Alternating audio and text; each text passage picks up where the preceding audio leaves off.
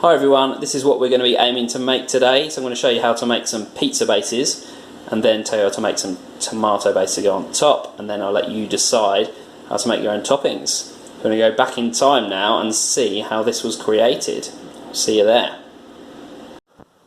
So now we've gone back in time, I'm going to show you how to make that pizza base. To make your pizza base you're going to need a few ingredients. You're going to need some olive oil, you're going to need some yeast and some salt, and you are going to need some flour. Now I'm using strong bread flour, but you should just be able to use plain flour if you don't have any of the strong bread flour. Equipment wise, you're going to need a mixing bowl, you are going to need some scales, a measuring jug, a spoon for mixing, a tablespoon measurer and a teaspoon measurer. And then you're going to need to wash down your surface, make sure it's all clean, and wash your hands. So I'll let you do that and then I'll get back to you. When you wash your hands, your first ingredient you want to put in is your 300 grams of flour. So I'm just going to measure that. If, once again, it's a little bit above or below, it doesn't really matter.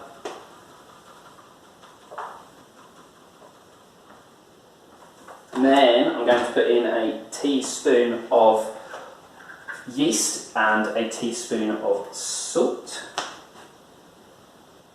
I'm going to tell you to put in tablespoons this time. So a teaspoon of each of those. And give that a quick mix together. And then I'm going to show you the next bit that I'm going to do a bit closer up. So just like with the bread recipe that we made, I've made a well in the middle of my ingredients, and then I'm going to add a tablespoon and a half of olive oil. The recipe that I'll link to will suggest a tablespoon, but I find it works a little bit better with a tablespoon and a half. And then you'll need to mix in 200 millilitres of warm water. So you can do this a couple of ways. You can either boil up some water and measure up 200 millilitres and leave it to cool down, or you can do what I do and put about 150 mils of cold water and then mix in some boiling water to make that up. So just get your adult to do that for you.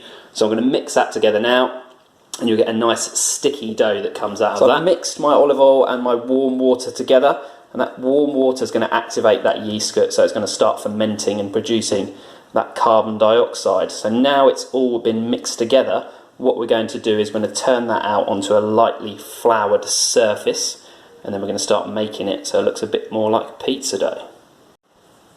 So now I'm going to turn out my dough onto my floured surface, but before I do that, I'll put the flour down. I'm just going to get some on my hands so it's not getting stuck all over my fingers when I'm manipulating the dough. So I'm just going to turn that out now.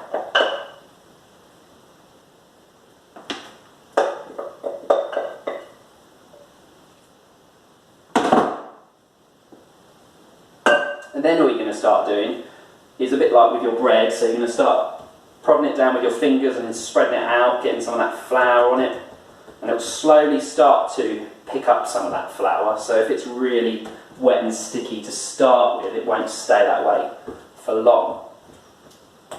And you're going to keep pushing this and flattening it out and folding it in on itself and kneading it for around about 6 to 8 minutes, so that we then get our consistency for the dough that we want.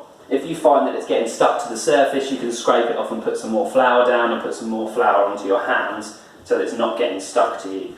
So I'm going to do that for about 8 minutes, and then I'm going to get back to you with how to do the rest.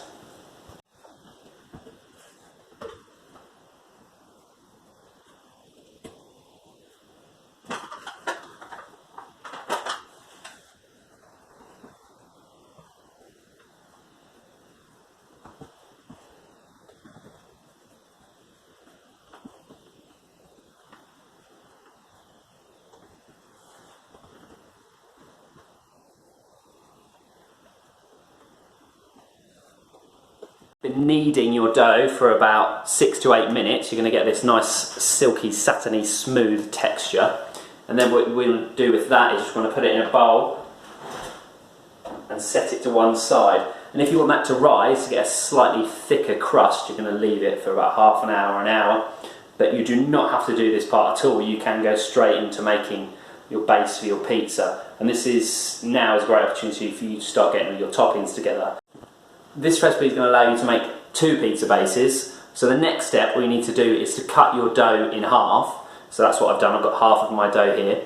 Then you're going to lightly flour your surface, and then we're going to start rolling your dough out and flattening it and making it look a bit more like a pizza base. I did forget to mention a vital piece of equipment, and that is a rolling pin. So you will need one of those.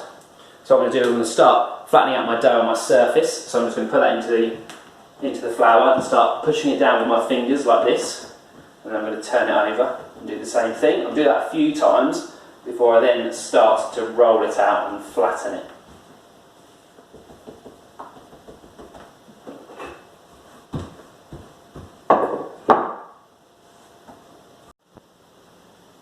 Hello again from the future. So it turns out my phone ran out of memory, so this is the director's cut, and I need a costume change in my videos anyway. So what I was going to say is, when you're rolling your dough out, just make sure you've got flour on both sides of the dough, otherwise it's either going to get stuck to the surface or it's going to get stuck to your rolling pin, and then you end up with holes in your dough and it's going to ruin your pizza base. So when you're rolling it out, you either want to roll it out to the size of the pizza dough base that you want, and then just transfer it over to the pan that you're cooking it on, or there's a different way of doing it, which is the more fun way but is slightly more difficult, and I'm going to show you how to do that now by going back into the past and showing you my attempt at doing that. See you there. Start tossing our dough in the air. When you catch it, I'll say this before, when you catch it you don't want to stick your fingers up in the air, because when you stick your fingers up in the air you're going to create a nice big hole in your base and it's going to completely ruin it. So the first thing you want to start doing is passing it between your hands, and then what you're going to do is throw it up in the air and catch it. So you can either catch it on a flat hand or on your knuckles, and as you see, as you toss it up in the air it's going to get bigger. So we'll do that one more time. And there we go, try and throw it as far as you can whilst being able to catch it. So I've stretched my dough out to the size that I want it to be, so I've got a nice round base there. You can make it into whatever shape you want to. So what I'm going to do is, because one of the main problems you might encounter when you're cooking it is when you put it in the oven with all the topping on, it'll get stuck to whatever you're cooking it on. So there's a number of approaches to this. So what you can do is blind bake it. So I've put it on my pizza tray, which has got nice holes in it, or you use a pizza stone, which I'm going to do, and you let it bake for just a couple of minutes with no topping on it whatsoever, and then you take it out and then you put your topping on, and that should stop it getting stuck. If you don't have a pizza stone or one of these pizza plates with the holes in it, what you can do is put it on parchment paper, but make sure that parchment paper is floured, or another way, which gives you a really nice crispy bottom to it, is you put some polenta on the tray and then you put your base on it, and that will stop it getting stuck completely. So what I'm going to do now is I'm going to put it in the oven, but first, when you get your base, what you're going to do, just really lightly with your fingernails, make a few indentations, and it's going to allow it to cook a bit better. So I'm going to put it in the oven, and then I'm going to put my topping on.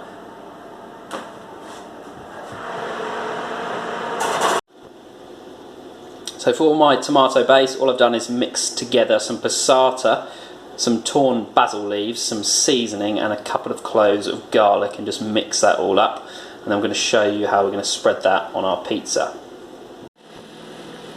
So I've blind baked my pizza base for a couple of minutes so that it doesn't get stuck to my pan. And the best way to start spreading your passata is just to put a few spoonfuls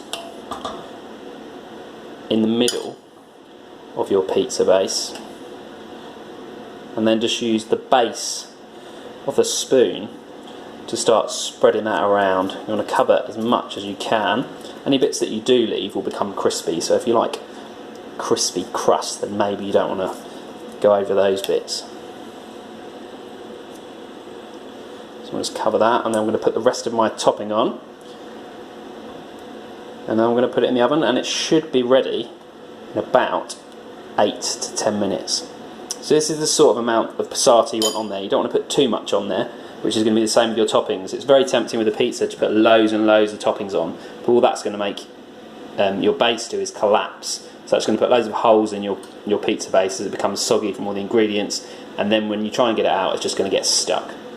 So the very last bit before you put your pizza in the oven, I put all my favourite toppings on, you've put all yours on. Very last important bit is you want to season it. So what I'm going to season it with is a pinch of pepper, some oregano, and a drizzle of olive oil.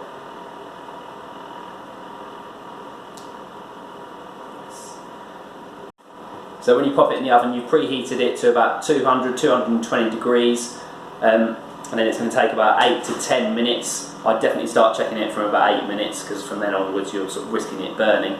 But I'd check it from then. Some of you might like it a bit more crispy than others. So I'm going to pop that in the oven, and then I'll show you the finished result, which you have in fact already seen at the beginning of the video. So my pizza's ready, so I'm going to get it out of the oven and see what it looks like.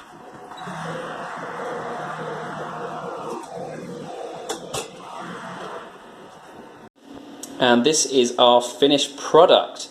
I will put all the instructions underneath and any links that you might need.